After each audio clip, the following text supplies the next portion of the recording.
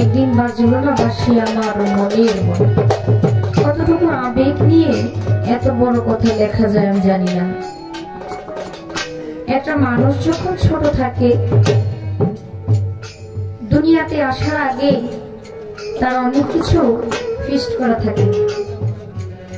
বাবার কাছ থেকে যখন একটা মায়ের কাছে সন্তানটা আসে, প্রথম মাসে রক্তবর্ণ, দ্বিতীয় মাসে গোলাপ বর্ণ, তৃতীয় মাসে মাংস পিণ্ড, চতুর্থ মাসে দেহ, পঞ্চম মাসে পঞ্চম আত্মা, ষষ্ঠ মাসে সরদীপু, সপ্তম মাসে সপ্তম সাগর, অষ্টম মাসে অষ্টম পাশ, নবম মাসে ভক্তি, দশম মাসে হাত পাও চক্ষু কর্ণ তৎভাব জিহ্বা নিয়ে যখন একটা সন্তান দুনিয়াতে আসবে, তখন ওই বাচ্চাটা আমার আল্লাহ রাসূলের একটা তরি আছে, আমি যতদূর জানি ওই তরির মধ্যেই বাচ্চাটা খেলাধুলা করতে থাকে। এই শিশুটা অবুঝ, সে তার নৌকার মধ্যে খেলতেছে, তরির মধ্যে খেলতেছে। এই সময় আমার আল্লাহ রাসূল, আমার আল্লাহ বলেন, তুমি দুনিয়াতে যাও, দুনিয়াতে গেলে অনেক কিছু দেখতে পারবা, অনেক কিছু খাইতে পারবা, তোমার সাথে কত আত্মীয়তার বন্ধন হবে, কত কিছু থাকবে তোমার। তখন আমি বলেছিলাম, আমি আপনাকে ছাড়া কোথাও যাব না, আমি আপনার কাছেই ভালো আছি। কিন্তু আমাকে একটা আশ্বাস দিয়ে এই দুনিয়াতে পাঠানো হয়। আমি যখন দুনিয়াতে ভূমিষ্ঠ হব, তখন আমার চোখগুলো বন্ধ থাকে, হাতগুলো মোট করা থাকে, মনে হয় উনি আমার সঙ্গেই আছে। যখন আমি চোখ খুললাম, মোট খুললাম, তখন দেখি যেই তরিটার মধ্যে আমি ছিলাম, এখন আমি আর সেই তরিটার মধ্যে নাই। আমি পড়ে গেছি একটা মায়ার মধ্যে, একটা ধান্দার মধ্যে। যেই ধান্দার মধ্যে থেকে আমি ছোট থেকে বড় হইলাম, শিশুকাল, কিশোরকাল, কৈশোরকাল, যৌবনকাল আসলো, আমার বাবা মা আমাকে বিয়ে দিল, আমার সংসার হলো, পরিবার হলো, আমার সন্তান হলো। আস্তে আস্তে আমার মায়াটা বাড়তেছে। যেখানে গেলে আমি আমাকে চিনতে পারবো, সেই রাস্তাটা আমি খুঁজে পাচ্ছি না।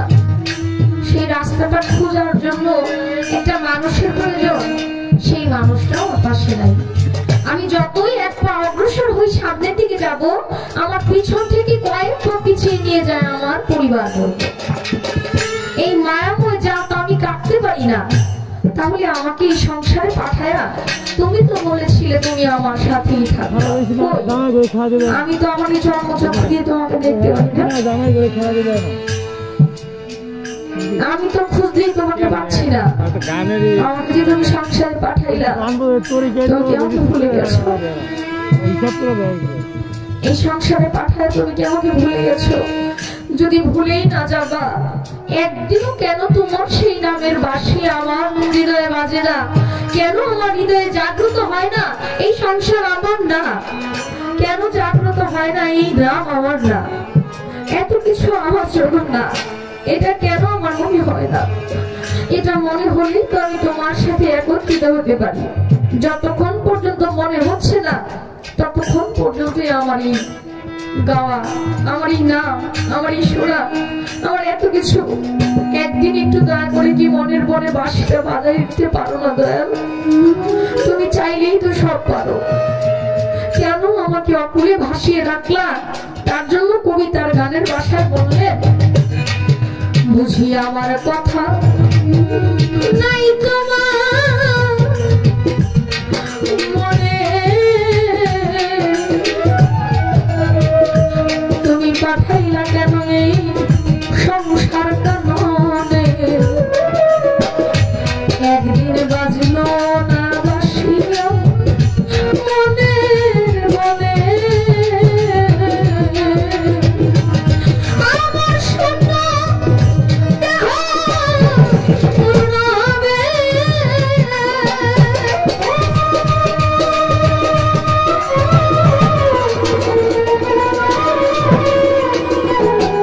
আমার শূন্য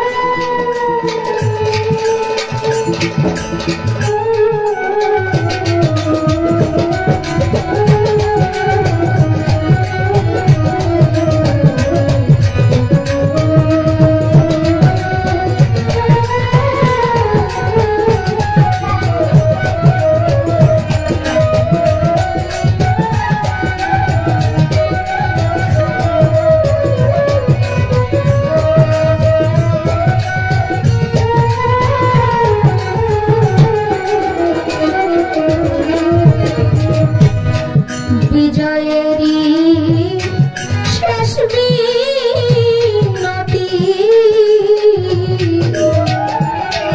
শ্রীচরণে হই যেন মতি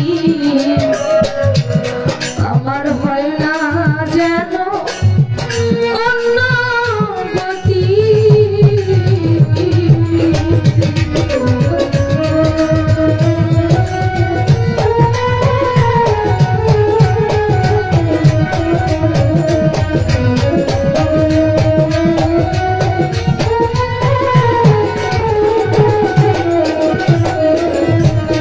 বিজয়েরই শেষ মিনতি আমার হয় না যেন অনুভূতি।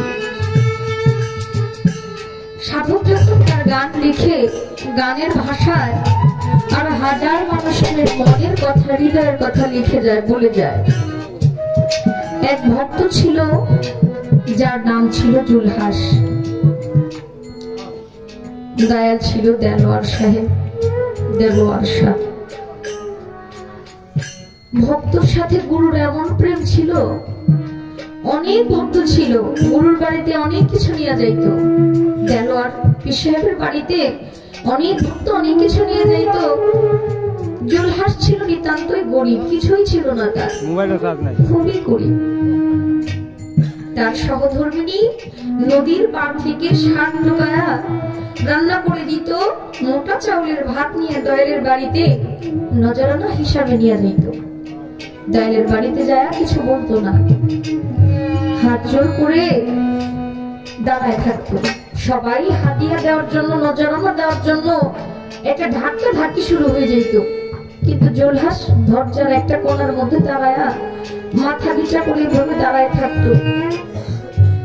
কত ভক্ত কত কিছু নিয়ে যাইত, কিন্তু কোনো কিছুর দিকে পীর সাহেবের কোনো নজর নাই, খেয়াল নাই। পীর সাহেব বলতো, বাবা জুলহাস তুমি আমার জন্য কি আছো? জুলহাস তার যে নজরানা সেটা নিয়ে দয়ালের কাছে দিত, দয়াল খুশি মনে খাইতো। অন্যান্য ভক্তবৃন্দরা আলোচনা করলো, আলোচনা করতে থাকে, কানাঘুষা করতে থাকে, দেখো দয়ালকে কত কিছু দেই, দয়ালের মন পাই না। আর জুলহাস শাক ভাত আইনা দিতে জুলহাসকে এত ভালোবাসে, এত মায়া করে। আল্লাহর ওলিরা তো কেউ জানে, সবই জানে। মুখের ভাষা দেখলে, চোখের চাহনি দেখলে কে কি বলতে চাই সেটা সে জানে। একদিন দেলোয়ার পীর সাহেব তার ভক্তবৃন্দদেরকে ডেকে নিয়ে এইভাবে বসে বলতেছে, বাবারা তোমাদের ভিতরে একটা দ্বিধাদ্বন্দ্ব কাজ করতেছে, আমি জুলহাসকে এত ভালোবাসি কেন, এটা জানার জন্য তো 40-45 টাকা ভক্তরা বললেন, জি বাবা জুলহাসকে এত ভালোবাসেন কেন, কি কারণ? দেলোয়ার পীর সাহেব বললেন, চলো একদিন তোমাদেরকে দেখাই কেন আমি জুলহাসকে এত ভালোবাসি, বলার চাইতে দেখাটা ভালো হবে। ভক্তরা বলল তাই করো। জুলহাসের বাড়ি ছিল নদীর পথ, নদী দিয়া যাইতে হইতো। পীর সাহেবের বাড়ি থেকে বড় এক নৌকা নিয়ে জুলহাসের বাড়ির উদ্দেশ্যে ভক্ত ভাইদেরকে নিয়ে রওনা করে দিয়েছে। জুলহাস নদীর পাড়ে দাঁড়ায়া দুই হাত এইভাবে দিয়ে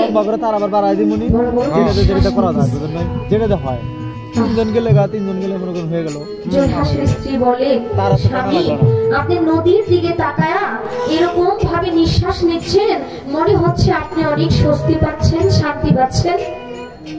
জুলহাস বলে, বিবি তুমি কি বুঝবা, এই যে নদী দেখতেছো, এই নদী দিয়ে আমার দয়াল দেলোয়ার শাহ আসতেছে, যার জন্য আমার ভিতরটা কেমন স্বস্তি লাগতেছে, শান্তি লাগতেছে, পাতলা লাগতেছে। আপনার দয়াল যে এই নদী দিয়ে আসতেছে, এই রাস্তায় আপনি বুঝলেন কিভাবে? এটা হলো মনের টান, এটা দিলের টান। অনেক সময় পর নদীর ঘাটে নৌকা ভিড়ল। দেলোয়ার পীর সাহেব তার ভক্তবৃন্দদেরকে নিয়ে নদীর ঘাটে নামলেন। নাইমা বললেন, বাবা জুলহাস ভালো আছো তো? বাজার অনেক ভালো আছি, আপনি আমার বাড়িতে আসছেন, আমি কি মত থাকতে পারি? অনেক ভালো আছি। আচ্ছা জুলহাস, এই যে ঘর দেখা যায়, এই ঘর কার বাবা? যেদিন থেকে আমি আপনার হাতে হাত রেখে বায়াত নিয়েছি সেদিন থেকে আমার আর কিছুই রয় নাই, সবই আপনার হয়ে গেছে, এই ঘর আপনার। দেলোয়ার পীর সাহেব বলতেছে, জুলহাস এই ঘর যদি আমার হয়ে থাকে তাহলে এই ঘর এখনো তোমার এখানে রয়ে গেছে কেন? ঘর ভাঙো, ভেঙে নৌকায় উঠাও। ঘরটা ভেঙে নৌকায় উঠালেন। নৌকায় উঠানোর পর বলতেছে, ওই যে একটা গরু দেখা যায়, সাথে দুইটা ছাগল, এগুলা কার? জুলহাস বলেন, বাবা যেদিন থেকে আপনার হাতে হাত রেখে বায়াত নিয়েছি সেদিন থেকে আমার বলতে আর কিছু রয় নাই, এই গরু এবং ছাগল এগুলো আপনার। তাহলে তোমার বাড়িতে এগুলো কি করে? আমার নৌকায় উঠায় দাও। গরু ছাগল নৌকায় উঠায় দিলেন। এক ছোট্ট রান্নাঘরের মধ্যে এক সুন্দরী রমণী বসে এরকম করে দেখতেছে। দেলোয়ার পীর সাহেব বলে, বাবা ওই যে একটা রমণী দেখা যায়, সাথে একটা ছেলে বাচ্চা, এরা কারা? জুলহাস বলে, বাবা এই দুনিয়ার জন্য সে আমার সহধর্মিণী, আমার স্ত্রী, আপনার মেয়ে আর আপনার নাতি। আমার যদি মেয়ে হয়ে থাকে, আমার যদি নাতি হয়ে থাকে, তোমার বাড়িতে তারা কি করে?